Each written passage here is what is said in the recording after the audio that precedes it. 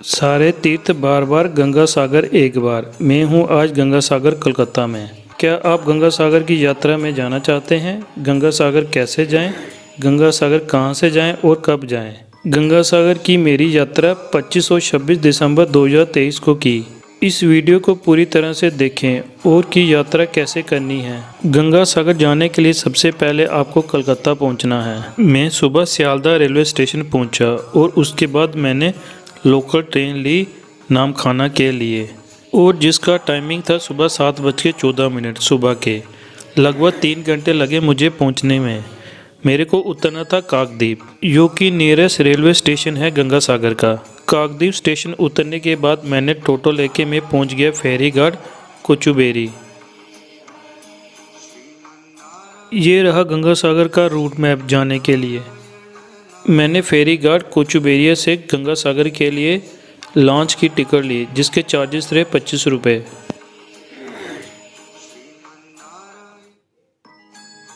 गंगा सागर में हम कहाँ ठहरे, वीडियो आगे बढ़ने से पहले बताते हैं कि आप अपने जीवन में जितने भी तीर्थ यात्रा कर लें, पर जीवन में एक बार गंगा सागर यात्रा जरूर करें।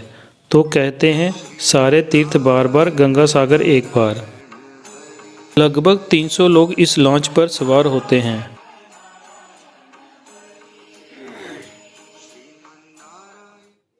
अभी हम आ गए हैं आइलैंड के करीब, जहां हमें आना था।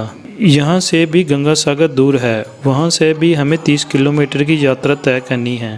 कार या बस से करनी होगी, पर यहाँ से आकर मन में एक शांति सी मिलती है। इस शिप के अंदर से होकर उस पार कदम रखते हैं गंगा सागर आइलैंड पर।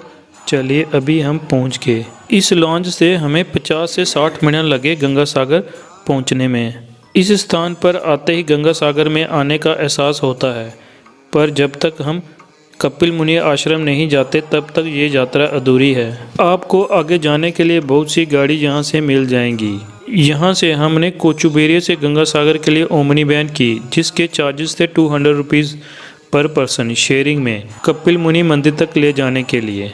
कोचुबेरिया से कपिल मुनि मंदिर 30 किलोमीटर की दूरी पर है। कोचुबेरिया से बस सेवा और प्राइवेट कैब भी उपलब्ध है। अब हम पहुंच गए गंगा सागर के मुख्य द्वार पर।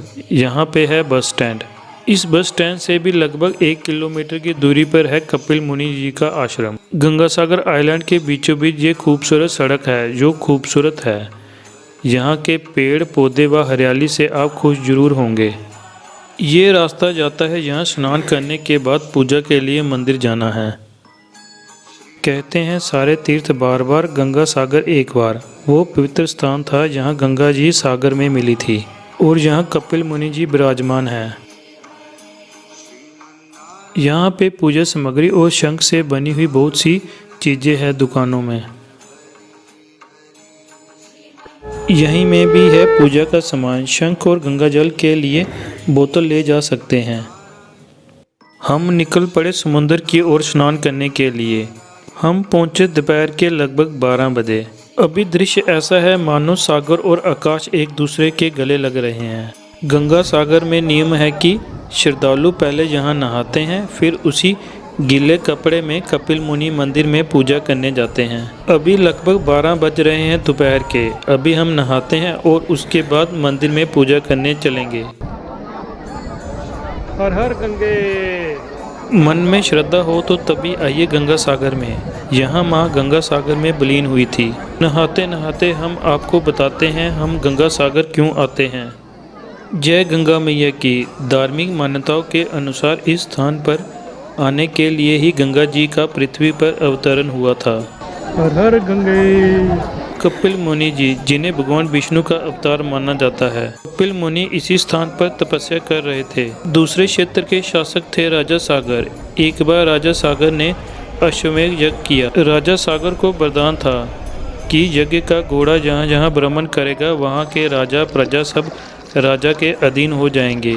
यज्ञ के बाद राजा सागर ने अश्व को छोड़ दिया। एक दिन अश्वमेध यज्ञ का अश्व अचानक से गायब हो गया। क्योंकि राजा सागर के 60,000 पुत्र थे, राजा सागर ने सभी को अश्व की खोज के लिए भेज दिया। इंद्र ने इस अश्व को चुराकर कपिल मुनि जी के आश्रम के पास बांध दिया। कपिल मुनि जी के आश्रम के पास एक दिन वह अश्व बंधा हुआ मिला। अश्व चुराने का आरोप लगाते हुए राजा सागर के पुत्रों ने कपिल मुनि जी को अपशब्द कहते हुए अपमानित किया। राजा सागर के 60,000 पुत्रों के इस व्यवहार से भगवान विष्णु का अवतार कपिल मुनि जी अत्यंत क्रोधित हुए। कपिल मुनि जी ने श्राप देते हुए अपने नेत्र ज्योति से राजा सागर के 60,000 पुत्रों को भस्म कर दिया। कालांतर में राजा सागर के पुत्र राजा भागीरथी जी को इस बात का दुख हुआ था कि उनके 60,000 पुत्र को आज भी मोक्ष प्राप्त नहीं हुआ। राजा भागीरथी जी क्षमा याचना करते हुए कपिल मुनि जी से अनुरोध किया कि कोई उपाय बताइए जिससे उनके पूर्वजों की मोक्ष प्राप्ति हो जाए। सिर्फ गंगा जी ही इस धरती पर आकर मोक्ष प्रदान कर सकती हैं, ऐसा कपिल मुनि जी ने राजा भागीरथी को उपाय बताया। अंत राजा भागीरथी गोकर्ण तीर्थ में जाकर गौ तपस्या करने लगे। उनकी तपस्या से ब्रह्मा जी बहुत प्रसन्न हुए। राजा भागीरथी ने ब्रह्मा जी से 2 वर मांगे, एक तो गंगा जी को पृथ्वी पर ला सकें और गंगा जल चढ़ा के अपने 60,000 पुत्रों को मोक्ष प्रदान कर सकें, और दूसरा वर अपने कुल की सुरक्षा हेतु पुत्र की प्राप्ति हो, क्योंकि राजा भागीरथी पुत्र बहीन थे। ब्रह्मा जी ने राजा भागीरथी को दोनों वर दिए। साथ में ये भी कहा कि इसके लिए भगवान शिव की सहायता लेनी होगी, क्योंकि गंगा जी का वेग इतना अधिक है कि पृथ्वी उसे संभाल नहीं सकती। इसके उपरांत भागीरथी ने अपने पैर के अंगूठे पर खड़े होकर 1 वर्ष तक भगवान शिव की कठोर तपस्या की। भागीरथी की तपस्या से भगवान शिव प्रसन्न हुए और गंगा को अपने मस्तक में धारण किया और एक निर्धारित तेज के साथ गंगा को पृथ्वी पर आने का मार्ग प्रदान किया। गंगा जी बहती हुई इस स्थान पर आई। राजा सागर के 60,000 पुत्रों को मोक्ष प्रदान किया, उन्हें स्वर्ग में भेज दिया और गंगा जी स्वयं पृथ्वी पर ही रह गई। तो दिन मकर संक्रांति का दिन था। यही कारण है कि मकर संक्रांति के दिन मोक्ष स्थान गंगा सागर में लाखों की संख्या में श्रद्धालु आते हैं। फाइनली मैं आ गया मंदिर के पास। वर्ष भर में 20 से 25 लाख श्रद्धालु गंगा सागर में आते हैं, क्योंकि गंगा जी को पृथ्वी पर लाने का श्रेय भागीरथी जी को जाता है, इसलिए गंगा जी को भागीरथी भी कहा जाता है। गंगा सागर में एक आत्मीय संतुष्टि मिलती है। यहाँ मोक्ष प्रदान पवित्र जल में स्नान करने के बाद हम कपिल मुनि जी के आश्रम गए। अभी हम पहुँचे मंदिर के प्रांगण में। पहले हमने डोला आर्किड से पूजा सामग्री ली। हम 1 नंबर गेट से अंदर गए। यहाँ पे बहुत सारी पूजा सामग्री की दुकानें हैं। यहाँ पे अलग अलग कीमत पर पूजा सामग्री मिलती हैं। चलिए हम बढ़ते हैं मंदिर की ओर।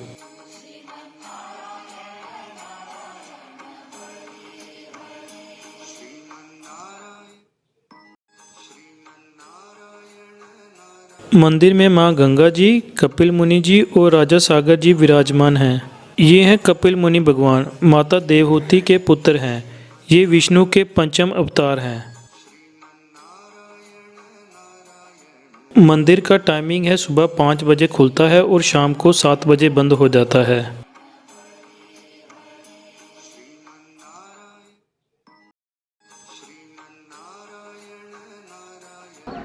मंदिर के बाहर है नंदीगण और भगवान शिव। कुछ वर्ष पहले ही ये नवीन मंदिर स्थापित किया गया। कालांतर में समुद्र का पानी बढ़ने से प्राचीन मुख्य मंदिर समुद्र के अंदर डूब चुका है।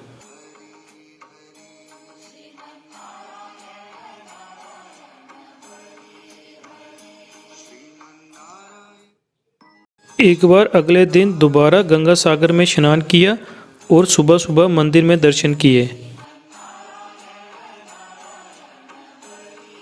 मंदिर के आसपास साधु संतों और तीर्थयात्रियों के लिए धर्मशालाएं भी बनी हैं।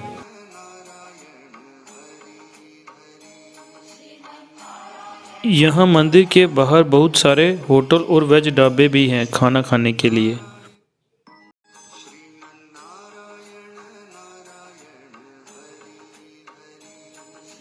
मंदिर के सामने का कुछ खूबसूरत दृश्य आपको दिखाते हैं।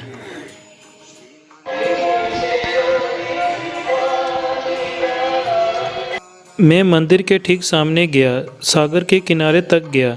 बहुत ही खूबसूरत दृश्य था। इस स्थान पहुंचते ही गंगा जी इतनी चौड़ी हो जाती है, समुद्र की तरह दिखती है। श्रद्धालु गंगा सागर में खड़े होकर पूजा करते हैं।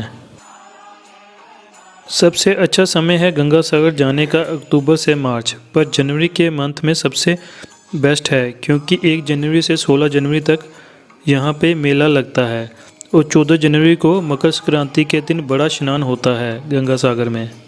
यहाँ पे रहने के लिए बहुत सारे ऑप्शन हैं, जैसे कि गंगा सागर भवन, मानव सेवा समिति, योगानंदा आश्रम, श्री ज्ञानदास जी महाराज धर्मशाला,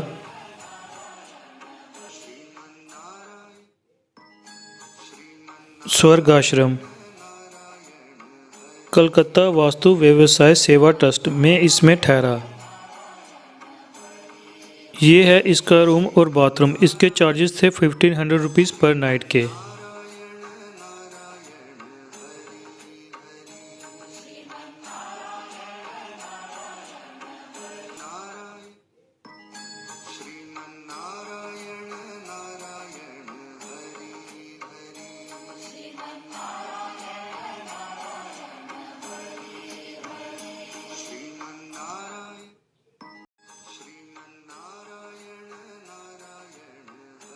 अभी संध्या आरती हो रही है।